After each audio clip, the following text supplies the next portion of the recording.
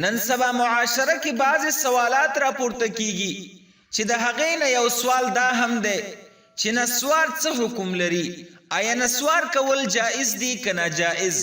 که چیرته ناجائز عمل وي نو ټول علما یې کوي او داسې کسان یې کوي چې ځانونو ته نیکان او ښه خلق وایي نو بیا هم دغه عمل کوي، حالن کې په دې کې نشه هم وي.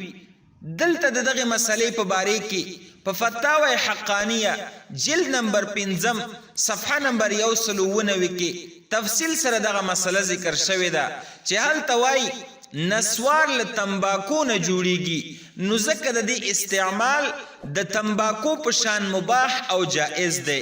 نه په دې کې نشه شته نه هم مستی شته. دا چې د نسوارو د وجې نه خوله بدبویه کیږي او په مسجد کې خلق ورڅخه په تکلیف کیږي او معدې ته هم نقصان رسوي، د طب له نګاه نه هم د صحت لپاره ښه نه دي، نو پرېښودل یې بهتره خبره ده، خو لیکن حرام نشو ورته ویلی. دغه مسله په فتاوی حقانیه جلد نمبر 5 صفحه نمبر 190 کې تفصیلا ذکر شوې ده.